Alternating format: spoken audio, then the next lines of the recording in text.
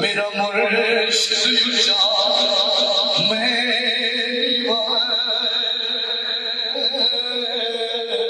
میرا قاضی لجپال اونچا بنے دے اسے دے چھوڑو سبحان اللہ میرا غزالی زمان اونچا میں اونچے آگے سگزائی صدقے جوان انہوں اونچے آگوں لو جنہ دیوے انال نبھائی لیوں یار حوالے رب دے مل چار دنہ دے اس عید مبارک ہو سی جس دن پھر ملائیں گے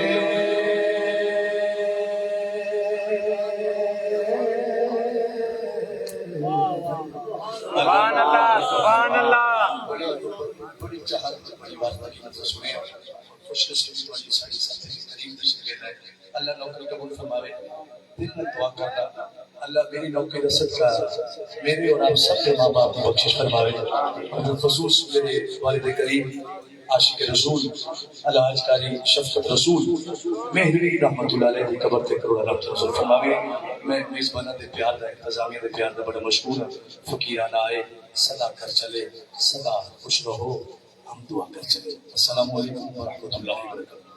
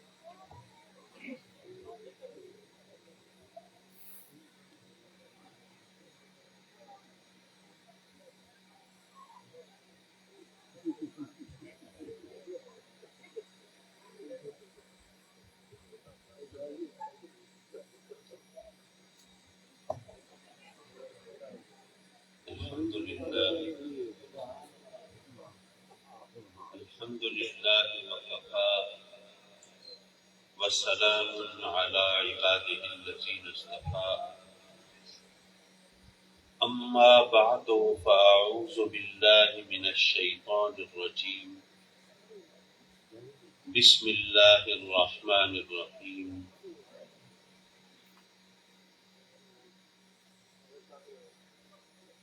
هو الأول والآخر والظاهر والباطن وهو بكل شيء عليم صدق الله مولانا العلي العظيم وصدق رسوله النبي الأمين ونحن على ذلك لمن الشاهدين والشاكرين والحمد لله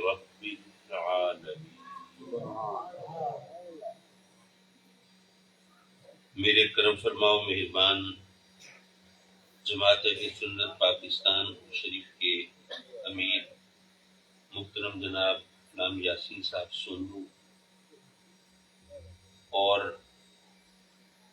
میرے محب میرے کرم فرما حضرت دیوان سید گل حسن شاہ صاحب بخاری دامت برکاتہم العالیہ، ذی وقار ذی احتشام علماء کرام، مہمانان گرامی اور حاضرین محفل،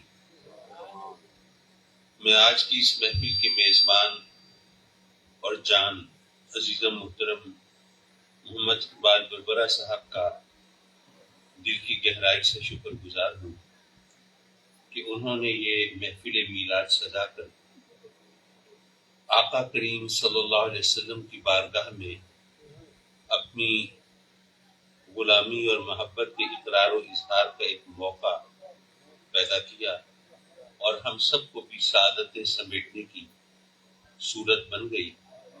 رب کائنات ہم سب کی جھولیاں بھر دے، گوہر مراد دے دے، حاجت روائی کر دے، مشکل کشائی کر دے۔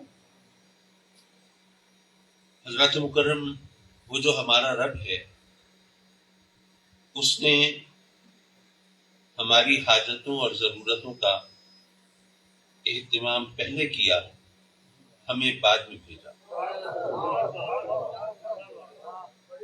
ہمیں رہنے کے لیے جگہ چاہیے تھی، اس نے زمین پہلے پیدا فرما دی۔ ہمیں پیٹ بھرنے کے لیے خوراک چاہیے تھی، اس نے وہ ساز و سامان پہلے عطا فرما دیا۔ زندگی کی ڈور باندھنے کے لیے، سانس لینے کے لیے ہوا درکار تھی، ہوا پہلے پیدا کر دی۔ زندگی کا تصور پانی کے بغیر ممکن نہیں تھا، تو اس نے پانی پہلے تخلیق کر دیا۔ اسی طرح چونکہ ایک بندے کو صراط مستقیم پر چلنے کے لیے، ہدایت پانے کے لیے اور اللہ کی نعمتوں سے فیض یاب ہونے کے لیے کوئی بہانہ چاہیے تھا، روشنی چاہیے تھی، رہنمائی چاہیے تھی، اس کے لیے اس نے پہلا انسان وہ دنیا میں بھیجا جو اس کا نبی تھا، ہدایت دینے والا، راستہ بتانے والا، صراط مستقیم پر چلانے والا۔ حضرات مکرم، رب کائنات نے انسانوں کو کیوں پیدا فرمایا؟ ہم اپنی مرضی چلاتے رہیں۔ کوئی کہے کہ جی میں سیاستدان بننا چاہتا ہوں، وزیر اعظم بننا چاہتا ہوں۔ کوئی کہے کہ نہیں جی میں تو ڈاکٹر، میں انجینئر، میں پائلٹ، میں فلاں فلاں بننا چاہتا ہوں۔ لیکن یہ تو ہمارے اپنے تراشے ہوئے بت ہیں۔ سوال یہ ہے کہ جس نے ہمیں پیدا کیا اس نے ہمیں تخلیق کیوں فرمایا؟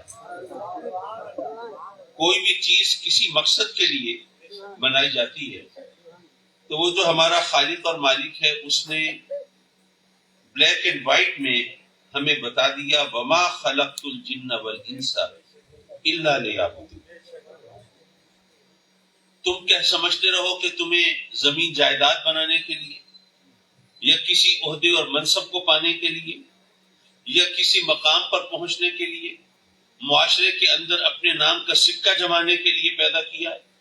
تو اس نے بتا دیا کہ ہم نے جنوں اور انسانوں کو پیدا کیا ہی نہیں مگر اس لیے کہ وہ میری عبادت کریں اور میری معرفت حاصل کریں۔ جب رب کائنات نے انسان کا مقصد تخلیق بیان فرمایا تو وہ نفی اسباب کا انداز اختیار کیا۔ یہ وہی انداز ہے جو کلمے کا ہے، لا الہ، کوئی معبود ہے ہی نہیں۔ پہلے انکار ہے، نفی ہے، اس کے بعد پھر اقرار ہے، الا اللہ، اللہ کے سوا۔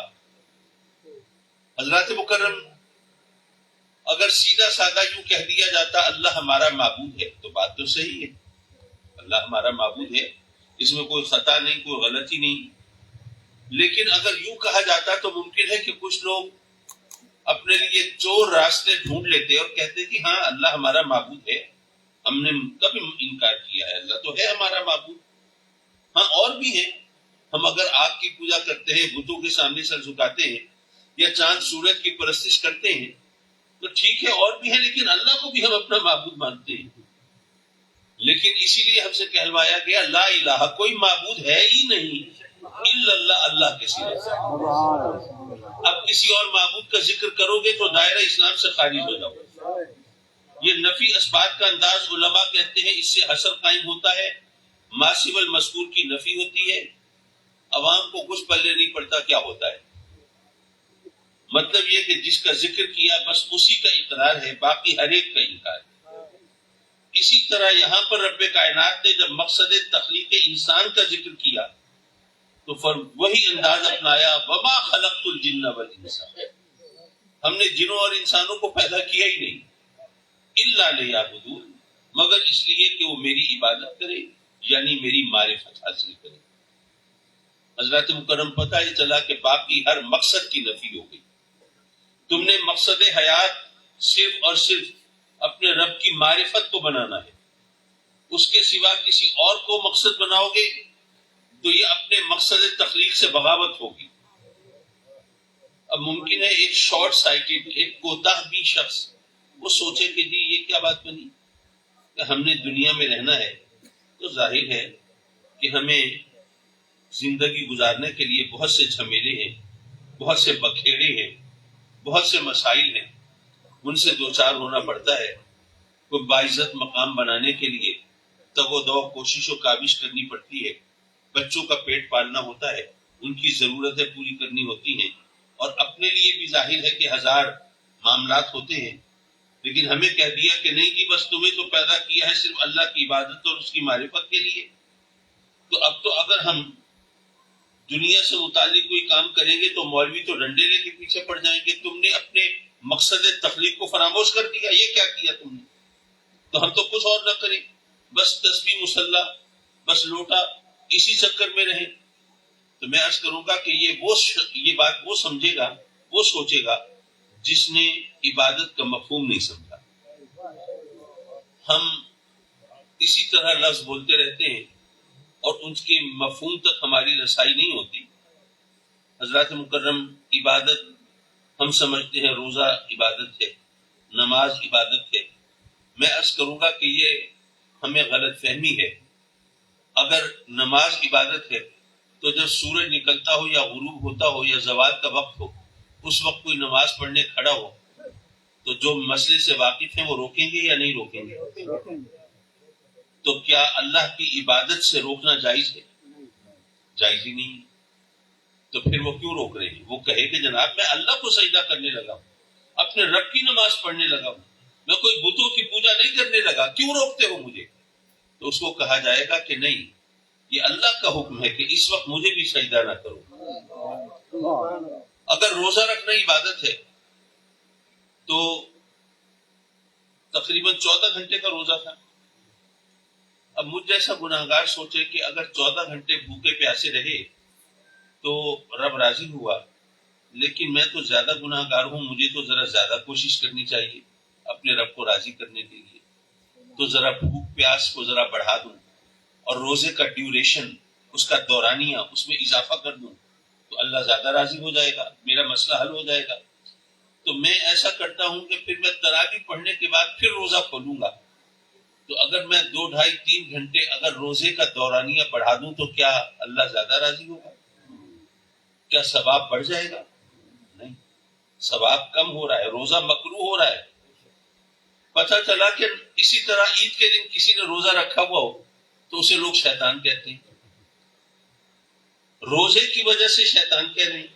اگر روزہ عبادت ہے تو عبادت کی وجہ سے کسی کو شیطان کہنا یہ تو عبادت کی توہین ہے، اور عبادت کی توہین تو کفر ہے. تو پتہ چلا کہ روزہ عبادت نہیں ہے، نماز عبادت نہیں ہے، دراصل اللہ رسول کا حکم ماننا عبادت ہے.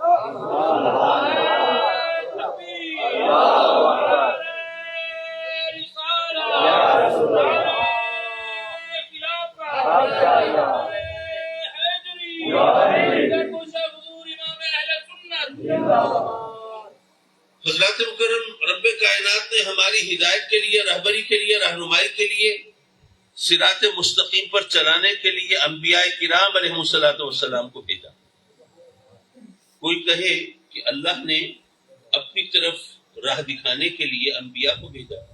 اللہ نے ہمیں عقل دی ہے، ہمیں حواس و آثار سے نوازا ہے، ہمیں سوچنے سمجھنے کی صلاحیت عطا فرمائی ہے.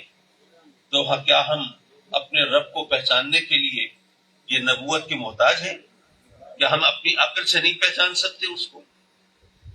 میں عرض کروں گا یہ بات ذرا سمجھنے کی ہے. رب کائنات نے ہم سب کو جمع فرمایا تھا عالم ارواح میں، سب کو اکٹھا کیا تھا اور پوچھا تھا الستو بربکم. حضرات مکرم ہم سب نے اس کی ربوبیت کا اقرار کیا تھا. بلا بے شک، کیوں نہیں، تو ہمارا رب ہے. ہم نے اس کی ربوبیت کا، اس کی الوہیت کا اقرار کیا تھا. اب جب انسان یہ عالم اجسام میں آیا، عالم ارواح سے عالم اجسام میں آیا، اس عالم دنیا میں آیا، اس عالم کی کچھ مجبوریاں تھیں، کچھ مسائل تھے. یہاں پر اس کی آنکھوں کے سامنے پردے تھے، اس کی نگاہوں کے آگے حجاب تھے. وہاں تو اپنے رب کی ربوبیت کے اقرار کر کے آیا ہے، لیکن اس جہان کی مجبوریوں کی وجہ سے جس کو رب مانا تھا اس تک نگاہ کی رسائی نہیں ہے، اس کو دیکھنا ممکن نہیں ہے. اب اس کے لاشعور میں ایک خلش ہے، اس کے ذہن میں ایک گونج موجود ہے. کسی کو رب مانا تھا، کسی کی الوہیت کا اقرار کیا تھا، وہ کہاں ہے؟ اب وہ سوچ اس کو لے کے چلتی ہے، اس کو ڈھونڈنا ہے، اس کو تلاش کرنا ہے. وہ جذبہ اس کو لے کے چلتا ہے، باہر نکلتا ہے. اب جب صحراؤں سے گزرتا ہے تو صحراؤں کی وسعتوں کو دیکھتا ہے، اونچے نیچے ٹیلوں کو دیکھتا ہے، سنہری ریت کو دیکھتا ہے. وہ ان پر سورج کی کرنیں پڑتی ہیں، منعکس ہوتی ہیں، وہ اس کی آنکھیں خیرہ ہوتی ہیں. وہ حسن و جمال سے متاثر ہوتا ہے، وسعت سے مبہوت ہوتا ہے. کہتا ہے کہیں یہ تو خدا نہیں.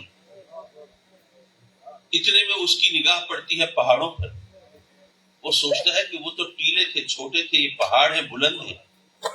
وہ ریت اور مٹی تھی اور یہ پتھر ہے، اور پتھر جو ہے وہ طاقت کی علامت ہے اور سجدہ طاقت کو ہوتا ہے. اس نے کہا نہیں، پھر یہ اس قابل ہے، ان کو سجدہ کیا جائے، یہ معبود ہوں گے. یہ اونچے بھی ہیں، ان میں ہیبت بھی ہے، ان میں شکوہ بھی ہے، ان میں کروفر ہے، تمتراق ہے، جاہو جلال ہے. وہ پہاڑوں کے سامنے سجدہ ریز، پتھروں کے سامنے پیشانی ٹیک دیتا ہے. اتنے میں اس کا تجربہ بتاتا ہے کہ آگ تو پتھر کو بھی پگھلا دیتی ہے. وہ کہتا ہے آگ کی طاقت زیادہ ہے پتھر سے، پھر پتھروں کی نہیں، آگ کی پوجا ہونی چاہیے. وہ آگ کے سامنے زمینی نیاز کو خم کر دیتا ہے. آگ کی عبادت کرتے ہوئے اس کا تجربہ اس کی رہنمائی کرتا ہے. وہ کہتا ہے، دیکھتا ہے کہ پانی تو آگ کو بھی بجھا دیتا ہے، اور جب سمندروں سے اس کا گزر ہوتا ہے حد نگاہ تک پانی ہی پانی، وہ بے حد و بے حساب پانی. وہ سوچتا ہے کہ اتنا پانی، اس کے سامنے تو آگ کتنی بھی ہو ٹھہر نہیں سکتی، تو پھر پانی کی طاقت آگ سے بڑھ کر ہے، اس کی پوجا ہونی چاہیے. وہ اس کو اپنا خدا مان لیتا ہے. پھر جب 14ویں کا چاند چڑھتا ہے تو وہ دیکھتا ہے کہ سمندر کے سینے میں بھی ہلچل مچ جاتی ہے. وہ سمندر بھی مضطرب اور بے چین ہو جاتا ہے. سمندر کی لہریں اور موجیں بے چین ہو کے ساحل پہ چڑھ دوڑتی ہیں. وہ سوچتا ہے چاند اتنی دور ہو کے سمندر پہ غالب آ جاتا ہے، حاوی ہو جاتا ہے، تو پھر چاند کی طاقت کی کیا کہنی، پھر اس کی عبادت ہونی چاہیے. وہ اس کی عبادت میں مشغول ہو جاتا ہے. اتنے میں جب سورج نکلتا ہے تو وہ دیکھتا ہے کہ سورج کے سامنے تو چاند پھیکا پڑ گیا ہے، مان ہو گیا ہے، اس کی تو کوئی حیثیت اور وقت نظر نہیں آتی. وہ کہتا ہے کہ نہیں، پھر اگر سجدہ کرنا ہے تو پھر سورج کو کرنا چاہیے. وہ اس کی تپش، اس کی حدت، اس کی چمک دمک، اس کی خیرہ کن روشنی، اس کا جاہو جلال، وہ اس قابل ہے کہ اس کو معبود مانا جائے. وہ وہاں پر جبین نیاز کو خم کر دیتا ہے. پھر اس کو پتہ چلتا ہے کہ ایک ہستی ایسی بھی ہے کہ آج تک میں نے جس کو اپنا خدا مانا وہ سب اس کے اشارے چشم و ابرو کے منتظر رہتے. میں نے پتھروں کو خدا مانا تھا تو پتھر اس کے نام کا کلمہ پڑھتی ہے. میں نے آگ کی پرستش کی تھی تو آگ اس کے قرب سے بجھنے لگتی ہے. میں نے پانی کو خدا مانا تھا پانی اس کی انگلیوں سے جاری ہو جاتا ہے۔ میں نے چاند کے آگے سر جھکایا تھا، چاند اس کے اشارے پہ 2 ٹکڑے ہو جاتا ہے۔ میں نے سورج کی عبادت کی تھی، سورج اس کے بلاوے پر الٹے پاؤں چل آتا ہے۔ اس نے کہا پھر وہی خدا ہوگا، وہی معبود ہوگا، وہی مسجود ہوگا، وہی عبادت کے لائق، وہی پوجا کے قابل۔ لیکن یارو جب اس کی عبادت کا تصور ذہن میں بچا کے اور اس کو سجدہ کرنے کا خیال اپنے سر میں سما کے جب اس بارگاہ میں پہنچتا ہے تو محو حیرت رہ جاتا ہے۔ کیا دیکھتا ہے کہ جس کو سجدہ کرنے آیا تھا وہ تو خود سجدہ ریز ہے، جس کی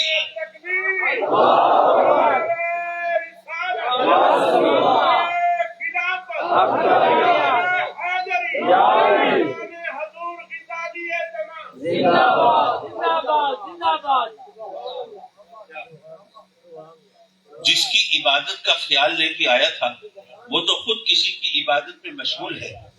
پھر اس پر یقین و آگہی کے دروازے کھلے۔ پھر اس نے کہا کہ نہیں، جس ہستی کو یہ خدا مانتا ہے پھر اس کے سوا میرا معبود اور کوئی نہیں ہو سکتا۔ سبحان اللہ، سبحان اللہ۔ یاد رکھو کہ جب تک تلاش کا ذریعہ درست نہ ہو اس وقت تک تلاش میں کامیابی نہیں ہو سکتی۔ میرے والد گرامی رحمت اللہ علیہ ایک بہت سادہ اور آسان مثال سے بات سمجھا دیا کرتے تھے۔ فرمایا کہ چائے کی پیالی آپ کے سامنے رکھی ہے اور آپ جاننا چاہتے ہیں کہ چائے پھیکی ہے کہ میٹھی ہے، تو اگر آپ اس کو دیکھتے رہیں، گھورتے رہیں، نگاہیں جمائے رہیں، کیا پتہ چل جائے گا؟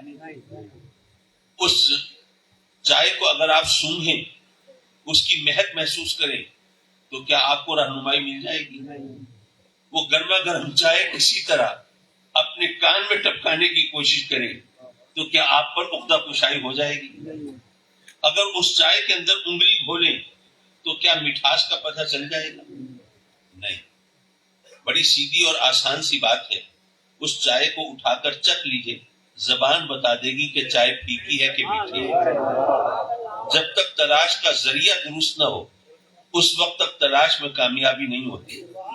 جنہوں نے اللہ کو ڈھونڈنا چاہا اپنی آنکھوں سے، اس کو تلاش کرنا چاہا اپنے حواس خمسہ سے، جنہوں نے رب کو ڈھونڈنا چاہا اپنی عقل سے، گمراہ ہوئے، راندہ درگاہ ہوئے۔ وہ کیوں؟ وہ اس لیے کہ جس کو ڈھونڈ رہے تھے وہ حواس و اعصاب اور عقل سے بالا تر۔ کبھی وہ جو مخدوم کائنات تھا اس نے اس کائنات کے مظاہر کے سامنے اپنا ماتھا ٹیک دیا ہے، سر جھکا دیا ہے، اس کی عبادت کرنا شروع ہو گیا۔ کبھی بتوں کو پوجا ہے، پتھروں کی پرستش کی ہے، کبھی جانوروں کو خدا مانا ہے، کبھی درختوں کو اپنا معبود تصور کیا ہے، کبھی آگ کی پوجا کی ہے۔ لیکن اس کو اس وحدہ لا شریک تک اگر رسائی ملی ہے تو دامن نبوت پکڑ کر ملی ہے۔ حضرات مکرم، اب جو نبی کا تصور ہے وہ بہت اہم ہے۔ جنہوں نے نبی کی عظمت اور شان کو نہیں مانا وہ شرک میں مبتلا ہوئے۔ ممکن ہے جملہ آپ کو ذرا کھٹکنے لگے، کیونکہ آج تک تو آپ کو سب یہی پٹی پڑھا رہے ہیں کہ جی یہ سنی لوگ ہیں، نبی کی عظمت اتنی بڑھا دیتے ہیں اور شان اس طرح بیان کرتے ہیں کہ اسے خدا سے بھی بڑھا دیتے ہیں اور خدا سے ملا دیتے ہیں۔ اور میں کہہ رہا ہوں کہ نہیں، جو نبی کی عظمت کا جس نے تصور نہیں کیا، نہیں مانا نبی کی عظمت کو، وہ شرک میں مبتلا ہوا۔ اور میں جو بات کہوں گا وہ صرف لفاظی سے نہیں، صرف آپ کے ذہنوں سے کھیل کے نہیں، بلکہ کوئی دلیل بیان کر کے عرض کروں۔ سبحان اللہ، سبحان اللہ۔ پچھلے دنوں ایک عیسائی عورت کا ایک مناظرہ چل رہا تھا کسی کلمہ پڑھنے والے کسی عالم سے، اور وہ کہہ رہی ہو کہ تم حضرت عیسیٰ علیہ السلام کی، ہمارے مسیح کی، تم یسوع مسیح کی شان اور عظمت کا انکار کرتے ہو۔ تم کہتے ہو کہ نہیں وہ تو صرف نبی ہیں۔ جو صرف نبی ہو وہ کیا مردوں کو زندہ کر سکتا ہے؟ جو صرف نبی ہو کیا وہ مٹی کی مورتی کو وہ جاندار پرندہ بنا سکتا ہے؟ تم ان کی شان کو نہیں مانتے، تم ان کی عظمت کو نہیں مانتے۔ بات یہ ہے کہ جنہوں نے نبی کی عظمت کو نہیں مانا وہ یہاں پر دھوکے کا شکار ہوئے۔ انہوں نے کہا کہ نہیں، جو بیماروں پہ ہاتھ پھیرے ان کو شفا دے دے، وہ یا تو اللہ ہوگا یا اللہ کا بیٹا ہوگا، وہ نبی تو نہیں ہو سکتا۔ انہوں نے نبی کی عظمت کو تسلیم نہیں کیا۔ یہ ہم اہل سنت ہیں، ہم لوگوں کو بتاتے ہیں کہ یاد رکھو شرک کبھی مت کرنا۔ بے شک ہم مانتے ہیں ہمارے آقا کریم صلی اللہ علیہ وسلم کے قدموں میں جانور سجدریز ہوتے تھے، لیکن وہ اللہ نہیں ہیں، اللہ کے بیٹے نہیں ہیں، وہ اللہ کے نبی ہیں۔ بے شک بادل ان کے اشارے پر پھٹتے چلے جاتے تھے، لیکن بہرحال وہ اللہ کے شریک نہیں، وہ خدا نہیں، بلکہ وہ خدا کے نبی ہیں۔ بے شک چاند اور سورج ان کے اشارے چشم و ابرو کی تعمیر میں لگے رہتے تھے، لیکن بہرحال وہ خدا نہیں ہے، وہ خدا کے شریک بھی نہیں ہے، وہ تو اس کے بھیجے ہوئے نبی ہیں، فرستادہ رسول ہیں۔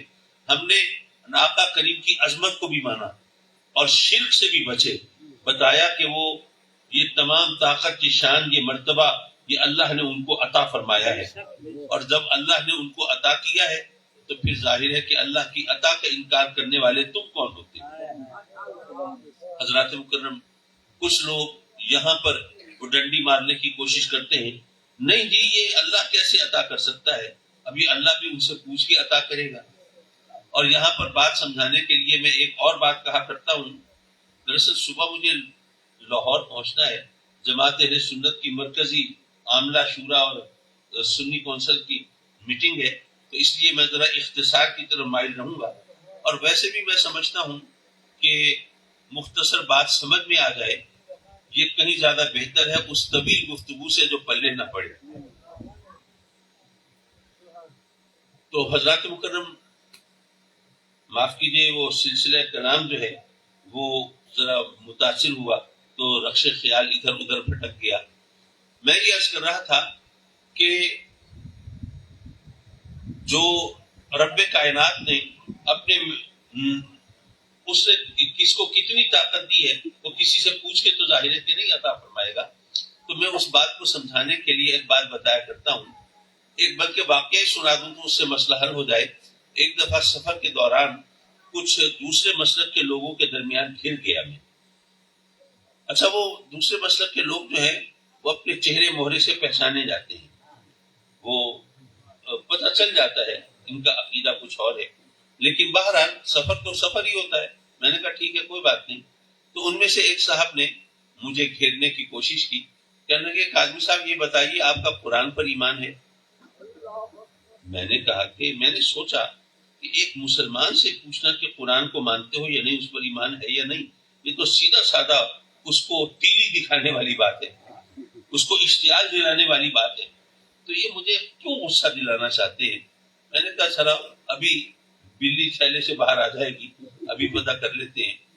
میں نے کہا جناب میں مسلمان ہوں اللہ کے فضل سے، تو یہ سوال ہی بے تکا ہے کہ قرآن کو مانتے ہو یا نہیں مانتے، جو نہیں مانتا مسلمان کیسے ہو سکتا ہے؟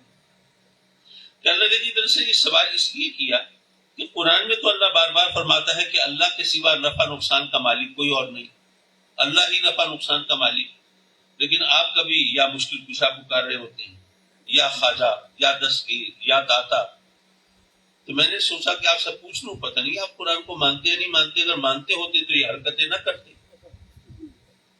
میں نے کہا کہ اچھا یہ فرمائیے کہ شیطان کو آپ اپنا دوست سمجھتے ہیں یا دشمن خیال کرتے ہیں؟ کہنے لگے کہ یہ تو اب آپ اشتعال انگیزی کر رہے ہیں، جو مسلمان ہے وہ شیطان کو اپنا دوست کیسے سمجھ سکتا ہے؟ میں نے کہا اچھا تو شیطان دشمن ہے، تو یہ بتائیے کہ شیطان سے ہمیں بچنا چاہیے یا پیگے بڑھانی چاہیے؟ کمال ہے، قرآن میں رب کائنات فرماتا ہے شیطان سے بچو، تو یہ کیسا سوال کیا آپ نے؟ میں نے کہا جی میں نے یہ سوال اس لیے کیا کہ اب اگر شیطان نقصان نہیں پہنچا سکتا تو پھر اس سے بچنے کی کیا ضرورت ہے؟ بھائی دشمن بھی ہو اور کچھ کر بھی نہ سکے، دشمن ہو اور لاچار ہو، دشمن ہو اور بے بس ہو، تو اس سے بچنے کی کیا ضرورت ہے؟ پھر تو آستینیں چڑھانی چاہیے اور پل پڑنا چاہیے اور اگلے پچھلے سارے بدلے چکا دینے چاہیے۔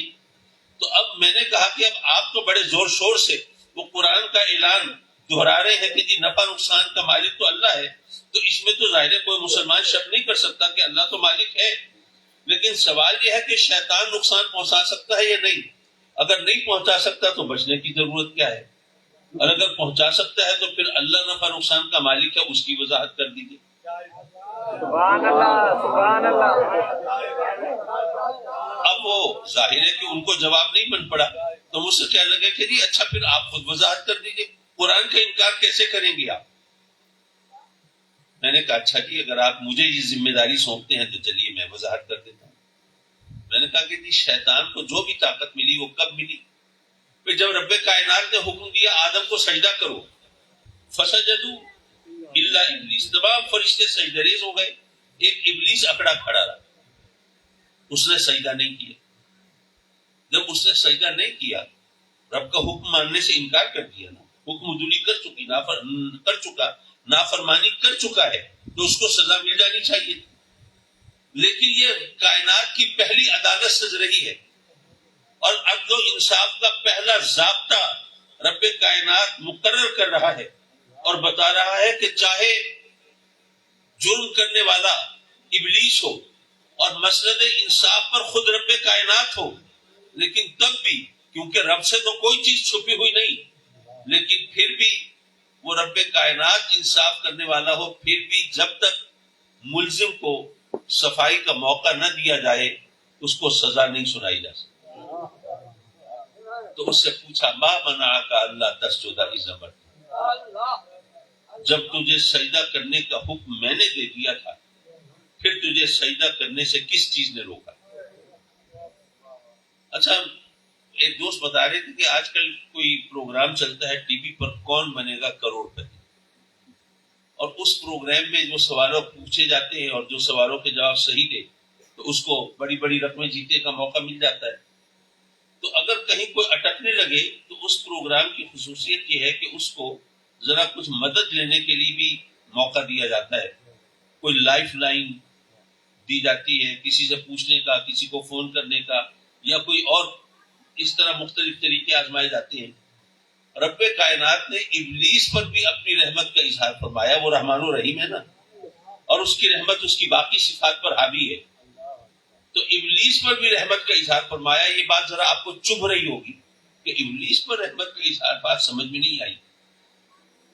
رب کائنات نے جو سوال کیا اس میں اس کو اشارے دے دیے، اے ابلیس یہ خیال مت کرنا کہ میں تو بڑا عابد و زاہد ہوں، زمین آسمان کا کوئی چپا نہیں چھوڑا جہاں میں نے سجدے نہ کیے ہوں، اور یہ آدم اس کی تو ابھی تخلیق ہوئی ہے، اس نے تو ابھی ایک سجدہ بھی نہیں کیا، تو جو مجھ جیسا عابد و زاہد جس نے کروڑوں سال مولا تیری عبادت کی ہو، وہ کسی ایسے کو سجدہ کیسے کر سکتا ہے جس نے تجھے ایک سجدہ بھی نہیں کیا؟ اے ابلیس یہ خیال بھی مت کرنا کہ جی میں تو بڑا پڑھا لکھا ہوں، میں ڈگری ہولڈر ہوں، میں تو فرشتوں کا بھی پروفیسر ہوں، میں ان کو پڑھاتا ہوں، تو میں اتنا پڑھا لکھا ہو کہ میں آدم کو سجدہ کیوں کروں؟ نہیں، اے ابلیس یہ خیال بھی مت کرنا کہ جی میں تو آگ سے بنا ہوں اور یہ اس کا خمیر تو خاک سے اٹھا ہے، ہمارے سامنے کی بات ہے، تو میں اعلیٰ ہو کر، عرفہ ہو کر، برتر ہو کر، بہتر ہو کر میں ادنا کو، کمتر کو سجدہ کیوں کروں؟ اے ابلیس یاد رکھنا کہ سجدہ جو ہے وہ عظمت کی وجہ سے نہیں ہوتا۔ یہ جملہ یہ بھی آپ کو شاید ٹیڑھا لگ رہا ہو، یاد رکھیے سجدہ عظمت کی وجہ سے نہیں ہوتا۔ مسجد اقصی کی طرف منہ کر کے پہلے ہم مسلمان سجدہ کرتے تھے، آج کریں تو کیا جائز ہے؟ نہیں۔ کیا مسجد اقصی کی عظمت میں کوئی کمی ہو گئی ہے؟ عظمت میں تو کوئی کمی نہیں ہوئی۔ پھر یہ مسئلہ کیوں ہے؟ پہلے جائز تھا، آج نہیں ہے۔ پہلے اللہ کا حکم تھا اس کی طرف منہ کر کے سجدہ کرو، آج حکم ہے کہ نہیں اس کی طرف منہ کر کے سجدہ نہیں کرنا بلکہ خانہ کعبہ کی طرف بیت عتیق کی طرف منہ کر کے سجدہ کرو۔ تو سجدہ عظمت کی وجہ سے نہیں ہوتا، اللہ کے حکم کی وجہ سے ہوتا ہے۔ تو اس نے فرمایا ما منعک اللہ تسجد اذ امرتک، جب میں نے حکم دے دیا تھا پھر تو نے سجدہ کیوں نہیں کیا؟ یاد رکھیے سجدہ اللہ کے حکم کی وجہ سے ہوتا ہے، عظمت کی وجہ سے نہیں ہوتا۔ اللہ کی عظمت میں کبھی کمی ہو سکتی ہے، ظاہر ہے اس کی عظمت میں کمی کا تصور نہیں ہو سکتا ہے، لیکن جیسے بھی بات ہو رہی تھی، جب سورج غروب ہوتا ہو، طلوع ہوتا ہو، زوال کا وقت ہو، اس وقت اس کو سجدہ کریں گے کیا؟ اگر سجدہ عظمت کی وجہ سے ہوتا تو کم از کم اللہ کو تو ہر وقت سجدہ کرنا جائز ہوتا، لیکن نہیں، سجدہ عظمت کی وجہ سے نہیں، اس کے حکم کی وجہ سے ہوتا ہے۔ اس نے حکم دیا ہے ان اوقات میں مجھے سجدہ مت کرو، نہیں کرتے۔ تو رب کائنات نے ابلیس کو بھی اشارہ دیا کہ ما منعک اللہ تسجد اذ امرتک، جب میرا امر ہو گیا پھر کس چیز نے روکا تجھے سجدہ کرنے سے؟ لیکن چونکہ اس نے راندہ درگاہ ہونا تھا، ملعون و مردود ہونا تھا، اس لیے اس نے وہی راگنی الاپی، انا خیر منہ خلقتنی من نار وخلقتہ من طین، میں آدم سے بہتر، تو نے مجھے آگ سے بنایا، اسے خاک سے بنایا۔ رب کائنات نے گویا یہ فرمایا، آپ ہی سوچئے، سوال و جواب تو ابھی بھی ہو سکتے تھے۔ اللہ فرما سکتا تھا کہ بھئی یہ قاعدہ قانون کہ جو اعلیٰ چیز سے بنے گا وہ اعلیٰ، جو ادنا چیز سے بنے گا وہ ادنا، یہ مخلوق کے لیے ہے، خالق کے لیے نہیں ہے۔ خالق چاہے تو ادنا سے اعلیٰ، اعلیٰ سے ادنا بنا سکتا ہے۔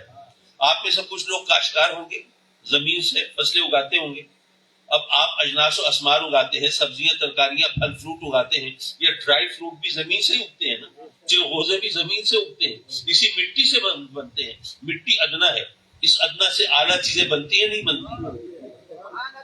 وہ فرما سکتا تھا میں چاہوں تو اعلیٰ سے ادنا بناؤں، ادنا سے اعلیٰ بناؤں۔ اسی طرح ایک انگوٹھی سونے کی ہے، ایک لوہے کی ہے، کون سی انگوٹھی قیمتی ہوگی؟ سونے کی۔ لیکن اگر لوہے کی انگوٹھی میں آپ کوہ نور ہیرا جڑ دیں، اب کون سی قیمتی ہوگی؟ لوہے کی۔ تو رب کائنات فرما سکتا تھا کہ اگر کوہ نور ہیرے کی وجہ سے لوہے کی انگوٹھی زیادہ قیمتی ہو سکتی ہے تو تو نے خاک کے پتلے کو تو دیکھا ہے، اس کی پیشانی میں کوہ نور نہیں دیکھا۔ حضرات مکرم، یہ سوال و جواب ہو سکتے تھے، لیکن رب کائنات نے اب کوئی سوال جواب نہیں کیا، پہلے کیا تھا اب نہیں کیا۔ گویا یہ فرمایا کہ اے ابلیس تو نے میرا حکم ماننے سے انکار کیا، نافرمانی کی، حکم دوری کی، میں نے تجھے موقع دیا صفائی کا، لیکن اب تو میرے نبی کی شان میں گستاخی کرتا ہے، کہتا ہے میں آدم سے اعلیٰ افضل برتر۔ جو نبی تو گستاخ ہوتے ہیں، ان سے سوال و جواب نہیں ہوتا۔ اللہ اکبر، یا رسول اللہ،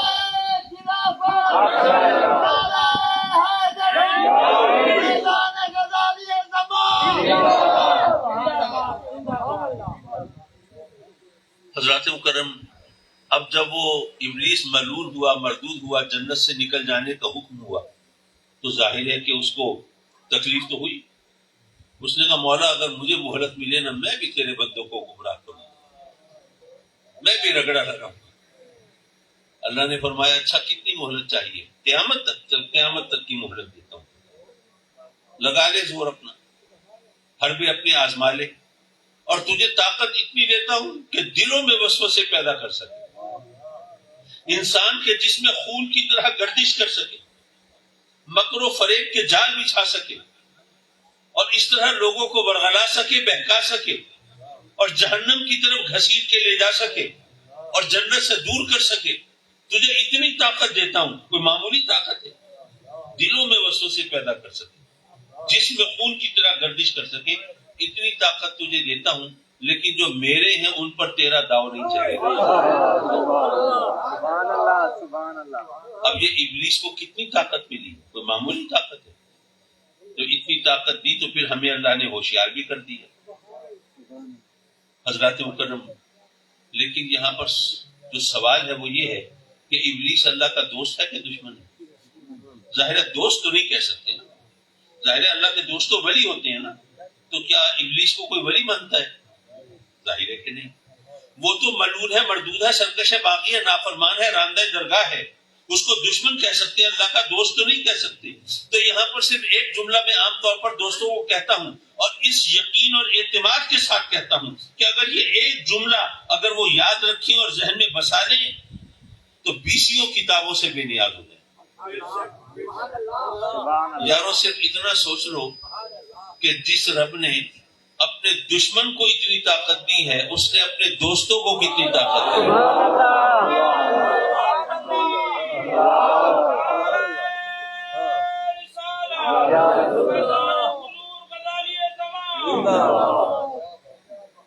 جس رب نے اپنے دشمن کو اتنی طاقت دی ہے، اپنے دوستوں کو کتنی طاقت دی ہے۔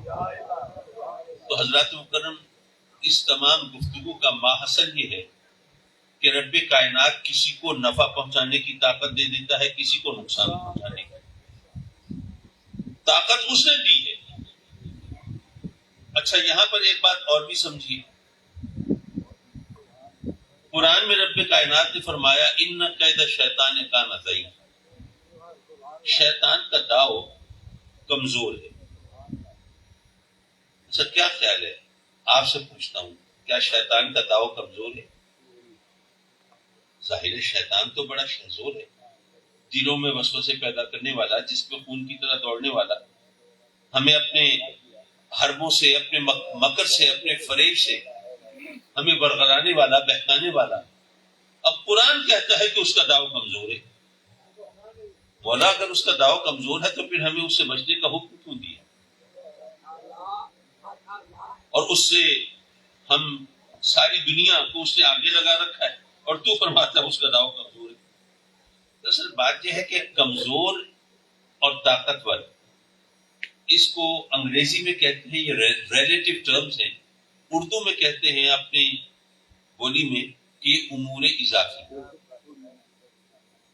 میرا خیال ہے نہ انگریزی سمجھ آئی نہ اردو سمجھ آئی، تو چلیے میں ذرا سمجھانے کی کوشش کروں۔ دیکھیے طاقتور کون ہے، کمزور کون ہے، یہ پتہ نہیں چلے گا جب تک کہ یہ معلوم نہ ہو کہ مقابلہ کس سے۔ کچھ چیزیں ہیں جب تک تقابل نہ ہو پتہ نہیں چلتا۔ آپ فرش پر بیٹھے ہیں، آپ نیچے بیٹھے ہیں، کچھ دوست یہاں اسٹیج پر بیٹھے ہیں کہ آپ سے اونچے ہیں، آپ نے مہربانی کی مجھے صوفے پہ بٹھا دیا، میں ان سے بھی اونچا ہوں۔ اگر کوئی یہاں دیوار پہ چڑھا کھڑا ہو وہ ہم سے بھی اونچا ہوگا، کوئی یہاں چھت پہ چڑھ جائے وہ اس سے اونچا ہوگا، کوئی مینار پہ چڑھ جائے وہ اس سے اونچا ہوگا، کوئی ہیلی کاپٹر پہ گزر رہا ہو وہ اس سے اونچا ہو جائے گا۔ کون اونچا ہے کون نیچا ہے یہ تو تب پتہ چلے گا جب پتہ چلے کہ مقابلہ کس کا ہے، ایسے تو پتہ نہیں چلے گا۔ کون امیر ہے کون غریب ہے یہ تو تبھی پتہ چلے گا نا کہ کس سے مقابلہ ہو رہا ہے۔ اب آپ کے علاقے میں کوئی بہت امیر ہو لیکن مقابلہ ہو جائے ماشاءاللہ آصف زرداری یا نواز شریف سے، پھر کیا پتہ چلے گا؟ کہنے کا مطلب یہ ہے کہ یہ جو طاقت اور کمزوری ہے یہ بھی ریلیٹو ٹرمز ہیں۔ آپ ہی سوچئے کہ ایک 2 سال کا بچہ ہے وہ کہیں الجھ پڑتا ہے 5 سال کے بچے سے، اب کون طاقتور ہوگا؟ 5 سال کا بچہ۔ وہ 5 سال کا بچہ ہے، اس نے پنگا لے لیا 10 سال کے بچے سے، اب اور 10 سال کا بچہ وہ لڑ پڑا جناب 20 سالہ جوان سے، اور وہ 20 سالہ جوان جو ہے وہ سیدھا سادہ ایک عام آدمی، عام نوجوان، اس نے کہیں پنجہ آزمائی شروع کر دی بھولو پہلوان سے، اب کون طاقتور ہوگا؟ تو کون کمزور کون طاقتور یہ پتہ اس وقت چلتا ہے جب معلوم ہو کہ مقابلہ کس سے۔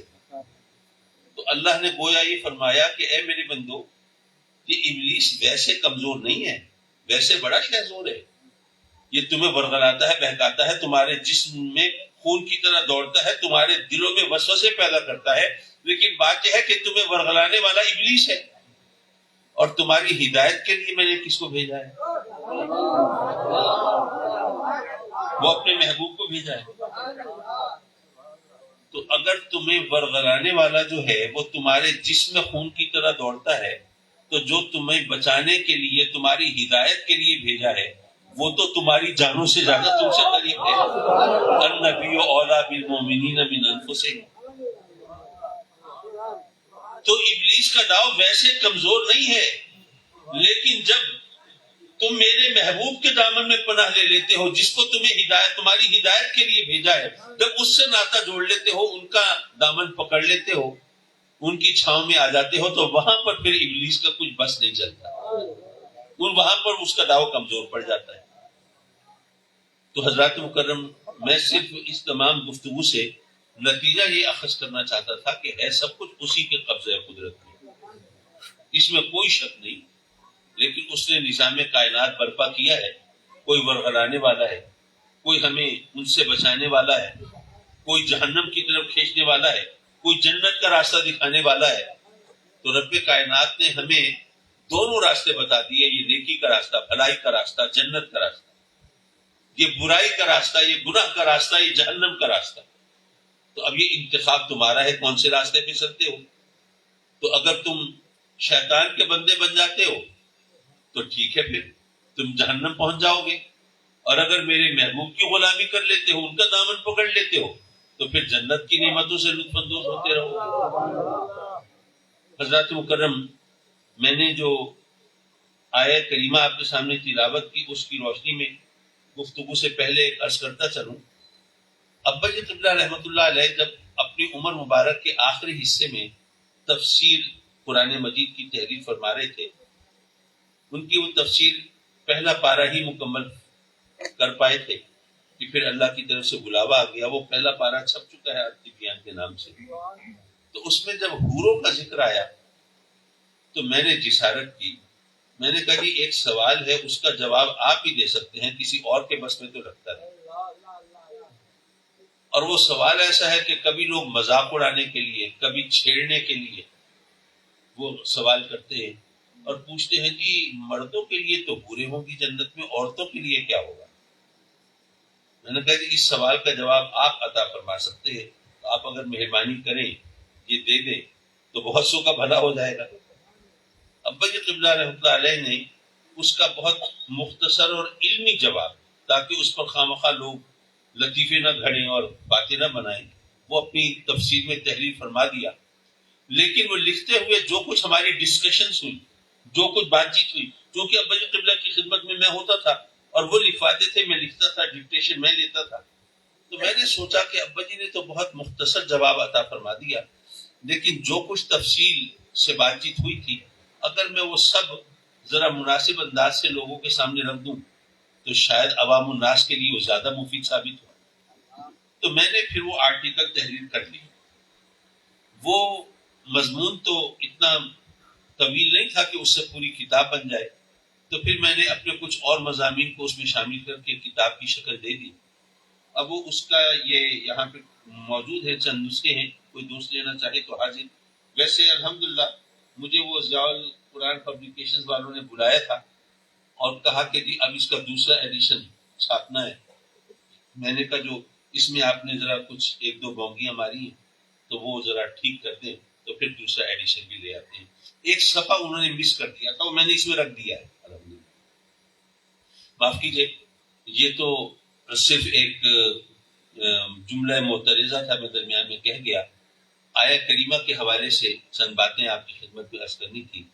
هو الاول والآخر والظاہر والباطن. اللہ اکبر. کون ایک ہو گیا جی؟ اب کیا کرنا چاہیے؟ میرے لاہور کا سفر میرا راستہ روک رہا ہے. چلیے ذرا مختصر سا کلام کر کے پھر انشاءاللہ پھر یار زندہ صحبت باقی انشاءاللہ. جی حضرات مکرم، رب کائنات نے فرمایا کہ اول بھی وہ، آخر بھی وہ، ظاہر بھی وہ، باطن بھی وہ. اچھا، اس میں کوئی شک نہیں، کوئی اعتراض نہیں، کوئی کلام نہیں کہ یہ اللہ کی صفات کا ذکر ہے. اللہ اول بھی ہے، آخر بھی ہے، وہ ظاہر بھی ہے، باطن بھی ہے. لیکن مفسرین نے، علماء حق نے وضاحت فرمائی کہ جہاں یہ اللہ کی صفات کا ذکر ہے وہاں آقا کریم صلی اللہ علیہ وسلم کی نعت بھی ہے. اگر اللہ اول و آخر ہے تو آقا کریم بھی اول و آخر ہے. اگر رب کائنات ظاہر و باطن ہے تو میرے اور آپ کے نبی پاک صلی اللہ علیہ وسلم وہ بھی ظاہر و باطن ہے. اچھا، کچھ لوگوں کو ذرا یہاں پہ شبہ ہوا، کہنے لگے کہ جناب یہ بات سمجھ میں نہیں آئی. اگر اللہ اول بھی ہے، آخر بھی ہے، وہ تو اللہ ہے، اس کے بارے میں تو ہم کلام کر نہیں سکتے. ہماری عقل سے ماورا، ہماری فہم و فراست سے بالاتر اس کے بارے میں ہم لب کشائی کریں تو خود مجرم ٹھہریں، اس کی بات تو نہ کریں. لیکن اگر آپ یہ کہتے ہیں کہ نبی کریم اول بھی ہیں، آخر بھی ہیں، تو پہلے یہ بتائیے کہ جو اول ہو وہ آخر ہو کیسے سکتا ہے؟ اول اور آخر تو ایک دوسرے کی ضدیں ہیں نا، تو ضدیں تو اکٹھی ہو نہیں سکتی. یہ کیسے ممکن ہے کہ کوئی چیز سیاہ بھی ہو، سفید بھی ہو؟ یہ کیسے ممکن ہے کوئی چیز میٹھی بھی ہو، کڑوی بھی ہو؟ یہ کیسے ممکن ہے کہ کوئی چیز اچھی بھی ہو، بری بھی ہو؟ تو یا تو وہ اچھی ہوگی یا بری ہوگی، یا وہ کڑوی ہوگی یا میٹھی ہوگی، یا سیاہ ہوگی یا سفید ہوگی. اسی طرح اول و آخر آپ سوچئے کہ آپ کے علاقے میں کوئی ہائی اسکول ہے تو اس میں جس نے سب سے پہلے میٹرک پاس کیا وہ کوئی اور ہوگا، جو سب سے آخر میں کرے گا وہ کوئی اور ہوگا. اس محفل میں جو سب سے پہلے آیا وہ کوئی اور، جو سب سے آخر میں آئے گا وہ کوئی اور ہوگا. اسی طرح اللہ نے اگر آپ کو اپنے کرم سے اولاد عطا فرمائی تو جو سب سے پہلی اولاد ہے وہ کوئی اور اگر ابھی آپ نے ہتھیار نہیں ڈالے تو ظاہر ہے جو سب سے آخری اولاد ہوگی وہ کوئی اور ہوگی. تو اول اور آخر ایک تو نہیں ہو سکتی. تو آپ کہتے ہیں کہ اللہ اگر اول و آخر ہے وہ تو اللہ ہے, وہاں تو ہم بول نہیں سکتے نا, وہاں تو ہم درمیان میں ٹانگ اڑا نہیں سکتے, ہماری اوقات حیثیت نہیں. لیکن اگر آپ کہیں کہ نبی کریم اول بھی آخر بھی, تو پہلے یہ بتائیے جو اول ہے وہ آخر ہو کیسے سکتا ہے؟ میں عرض کروں گا اس کو 3 انداز سے میں آپ کی خدمت میں پیش کروں گا. پہلا ذرا تھوڑا سائنٹیفک انداز ہے, دوسرا جیومیٹریکل ہے, اور تیسرا ایک کامن سینس کا ہے. ایک دن میرا بیٹا جس کا نام اس کے دادا پہ ہے, احمد سعید, تو وہ مجھ سے پوچھنے لگا, اس وقت بہت چھوٹا تھا, 4-5 سال کا تھا, اب ماشاءاللہ جوان ہے اور تنظیم السعید کا پنجاب کا صدر ہے. تو مجھ سے کہنے لگا کہ بابا یہ بات صحیح ہے کہ قرآن میں ہے کہ اللہ نے انسان کو مٹی سے پیدا کیا ہے؟ میں نے کہا بیٹے بات تو صحیح ہے, قرآن میں ہے اور کئی جگہ پہ ہے. اچھا وہ تھوڑا مایوس ہوا کیونکہ وہ سمجھ رہا تھا کہ میں کہوں گا نہیں بیٹے یہ تو ہو ہی نہیں سکتا. کہ بابا پھر اگر واقعی قرآن میں اللہ نے فرمایا ہے تو کافروں نے کبھی اعتراض نہیں کیا کہ ایک گوشت پوش کا جیتا جاگتا انسان مٹی سے کیسے بن سکتا ہے.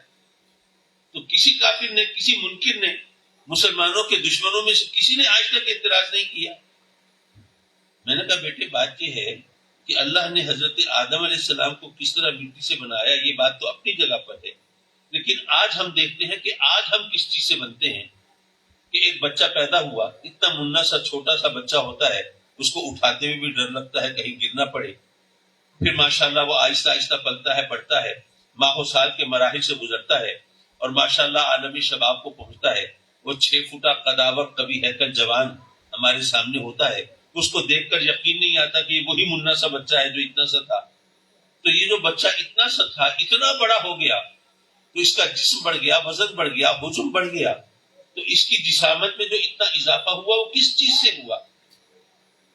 کہنے لگا کہ بابا اٹ از ویری سمپل, یہ تو بڑی سیدھی سی بات ہے. ہم خوراک کھاتے ہیں نا, دودھ پیئیں یا روٹی کھائیں, جو چیز بھی جو ہماری خوراک ہے وہ ہمارے جسم کے اندر جاتی ہے اور ہمارے جسم کا حصہ بنتی ہے, تو اس سے ہمارا جسم بڑھتا ہے. میں نے کہا ٹھیک ہے بیٹے ماشاءاللہ آپ بڑے سمجھدار ہو, آپ کو پتہ چل گیا ہمارا جسم کس چیز سے بڑھتا ہے اور بنتا ہے.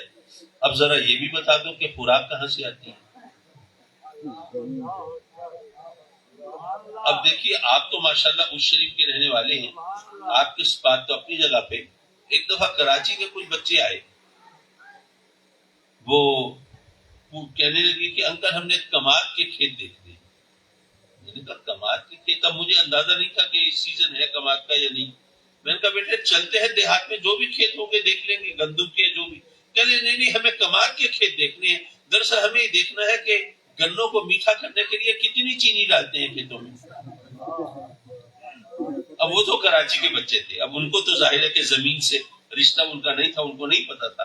لیکن آپ کو تو پتا ہوگا کہ اگر زمین سے آج سبزہ اگنا بند ہو جائے تو کسی کو کہیں سے خوراک ہی نہ ملے. خوراک تو زمین سے اگتی ہے. اور اگر کوئی نوجوان یہ سوچ رہے ہو کہ نہیں جی اگر زمین سے خوراک نہیں اگے گی تو کیا ہوا, ہم انڈے کھا لیں گے, ہم دودھ پی لیں گے, ہم یہ مرغیاں کھا لیں گے, ہم جانوروں کا گوشت کھا لیں گے. بھائی آپ تو انڈے گوشت کھا لیں گے, دودھ پی لیں گے, لیکن جن جانوروں کا گوشت انڈے دودھ آپ استعمال کریں گے وہ کیا روزہ رکھے رہیں گے؟ اگر زمین سے سبزہ اگنا بند ہو جائے تو دنیا میں کسی کو کہیں سے خوراک نہ ملے. یہ خوراک در حقیقت زمین سے اگتی ہے.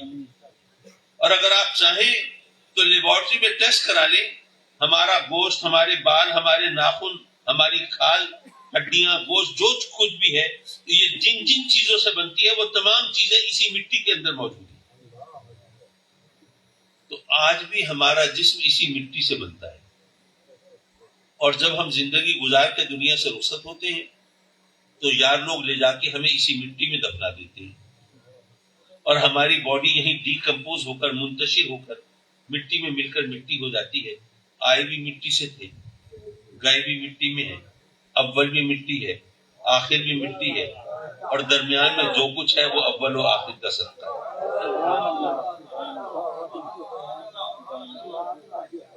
اچھا، اسی بات کو ذرا جیومیٹریکل انداز میں دیکھ لیجئے. اگر آپ کوئی دائرہ کھینچنا چاہتے ہیں تو کسی نقطے سے شروع کریں گے، اور دائرہ مکمل نہیں ہوگا جب تک کہ گھوم کر واپس اسی نقطے پہ نہ پہنچ جائے. جب تک اول اور آخر ایک نہیں ہوں گے، جب تک ابتدا اور انتہا کا ملاپ نہیں ہوگا، جب تک آغاز و انجام یکجان نہیں ہوں گے، دائرہ مکمل نہیں ہوگا. تو رب کائنات نے چونکہ دائرہ نبوت میرے آقا کریم کی ذات سے مکمل کرنا تھا، انا اولہم خلقا و آخرہم بعثا، کہ بے شک میری سب سے بعد میں ہوئی ہے لیکن تخلیق تو سب سے پہلے ہوئی ہے. کنت نبیا و آدم و بین الماء والطین و آدم و بین الروح والجسد. تو پتہ یہ چلا کہ اول بھی میرے آقا کریم ہے اور آخر بھی میرے آقا کریم ہے. یہ دائرہ نبوت تبھی مکمل ہو رہا ہے. اور ذرا کامن سینس کے حوالے سے بھی، آپ بھی ماشاءاللہ اسی علاقے کے رہنے والے ہیں، ٹھیک ہے، ساری دنیا میں آموں کے لیے مشہور تو ملتان ہے. اب پتہ نہیں ڈی ایچ اے کے بعد اب اتنا مشہور رہے گا نہیں رہے گا، لیکن بہرحال تو اس شریف بھی آموں کا علاقہ ہے. تو آپ کو پتہ ہے کہ آم کا پودا کیسے اگتا ہے؟ گٹھلی بوتے ہیں زمین، اس گٹھلی سے نرم و نازک کوپل پھوٹتی، وہ کوپل آہستہ آہستہ پودے کی شکل اختیار کرتی ہے. وہ پودا جو ہے رفتہ رفتہ درخت بنتا ہے.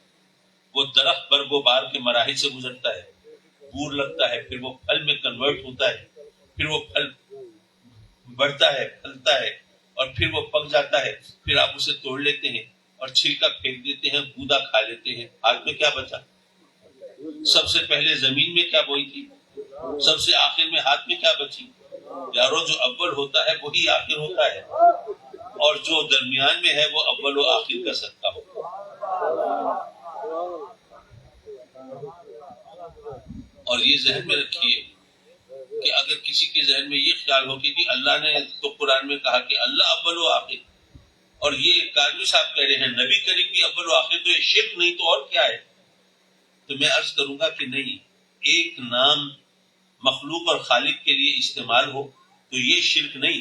وہ اگر خالق کے لیے استعمال ہوگا تو اس کی شان کے لائق ہوگا، اور مخلوق کے لیے استعمال ہوگا تو مخلوق کے مقام کی حیثیت کے مطابق ہوگا. تو اگر اللہ اول و آخر ہے تو وہ اللہ کی شان، اور میرے آقا کریم اول و آخر ہے تو میرے آقا کریم کا مقام ہے. ورنہ آپ سوچئے کہ آپ سب مومن ہیں یا نہیں ہیں؟ مومن ہیں. اللہ ہم سب کے ایمان کی حفاظت فرمائے. اب قرآن مجید میں سورہ الحشر میں جب رب کائنات اپنی صفات کا، اپنے ناموں کا اظہار فرماتا ہے اور گنواتا ہے تو فرماتا ہے المؤمن المہیمن العزیز الجبار المتکبر. تو اللہ نے اپنا نام بھی مومن فرمایا ہے اور آپ سب بھی مومن ہیں. شرک نہیں ہوا. کیوں نہیں ہوا؟ اس لیے کہ اللہ کا مومن ہونا اس کی شان کے لائق اور ہمارا مومن ہونا ہماری حیثیت کے مطابق. حضرات مکرم، بس نقطہ نظر کی بات ہوتی ہے. بس اس حوالے سے ایک بات کہہ کے میں اپنی گفتگو ختم کروں. جب تک آدمی کا زاویہ نظر درست نہ ہو، دیکھنے کا انداز صحیح نہ ہو، سوچنے کے اس کے زاویے صحیح نہ ہو، اس وقت تک وہ صحیح نتیجے تک نہیں پہنچ سکتا. ایسا ہوا کہ ایک ہمارے پاکستانی بھائی انگلینڈ گئے ظاہر روزی کمانے کے لیے. ابھی ان کے پاس وسائل زیادہ تھے نہیں، تو وہاں پہ ایک انگریز جوڑے کے ساتھ انہوں نے پیئنگ گیسٹ کے طور پر رہائش رکھی. پیئنگ گیسٹ پتہ نہیں آپ سمجھتے ہیں نہیں سمجھتے، یعنی وہ مہمان بن گئے کسی کے گھر پیسے دے کے کہ جی میں پیسے دوں گا، آپ مجھے کھانا دے دیا کرے، رہائش دے دیا کرے، ایک کمرہ اپنے گھر میں دے دیں. اب پاکستان میں بھی ایسا بہت سلسلہ چلا ہوا ہے.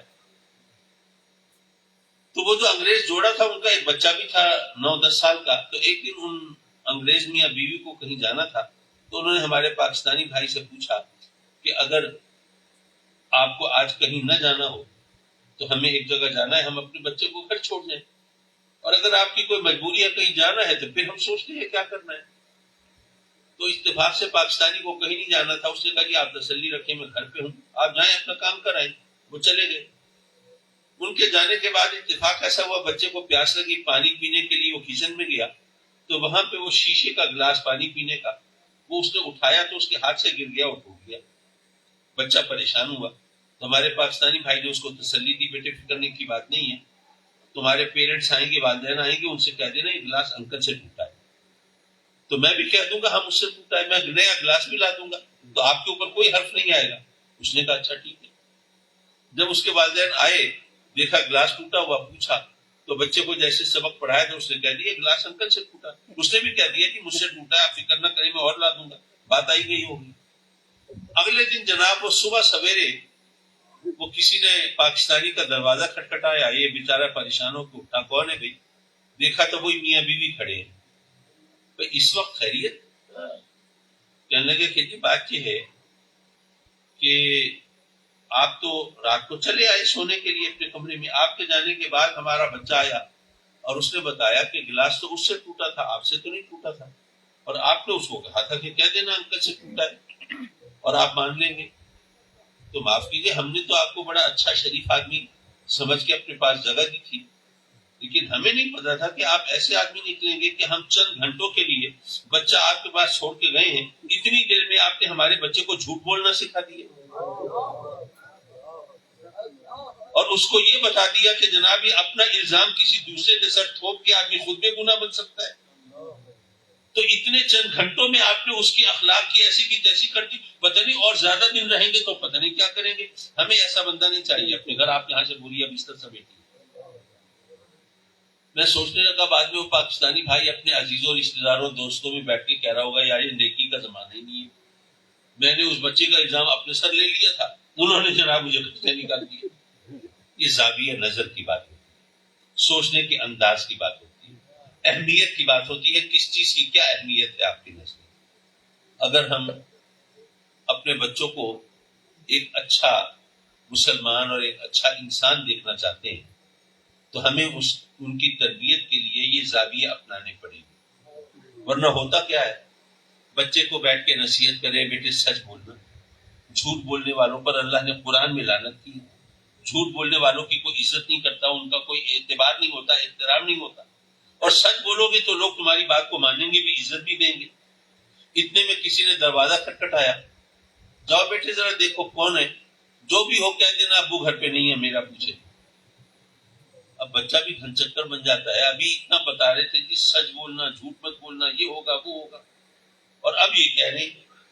تو ہم تعلیم کچھ دیتے ہیں، تربیت کچھ کرتے ہیں۔ والد محترم بیٹھے ہیں، سگریٹ سلگائی ہوئی ہے، دھوئیں کے مرغولے اڑا رہے ہیں، اور بچے کو نصیحت فرما رہے ہیں بیٹے سگریٹ کبھی مت پینا، یہ بڑی بری چیز ہے بیٹے، بڑی بری لت ہے، ایک دفعہ لت لگ جائے چھوٹتی نہیں ہے، جان کا بھی نقصان ہے، مال کا بھی نقصان ہے، نصیحتیں فرما رہے ہیں، بڑا اثر ہوگا ایسی نصیحتوں سے۔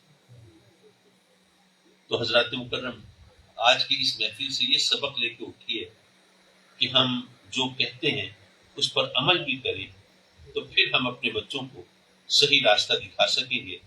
ہم چاہتے ہیں کہ اگر ہمارے بچے ایک اچھے پاکستانی، ایک اچھے مسلمان، ایک اچھے انسان کی حیثیت میں سامنے آئیں تو ہمیں ان کے سامنے خود کو اچھا بن کے دکھانا پڑے گا، ورنہ خالی خلی نصیحتوں سے بات نہیں بنے گی۔ مولا ہم جو کہتے ہیں اس پر عمل کی بھی توفیق عطا فرمائے۔ وآخر دعوانا ان الحمدللہ۔ میں دعا کر کے آپ سے اجازت لے لوں۔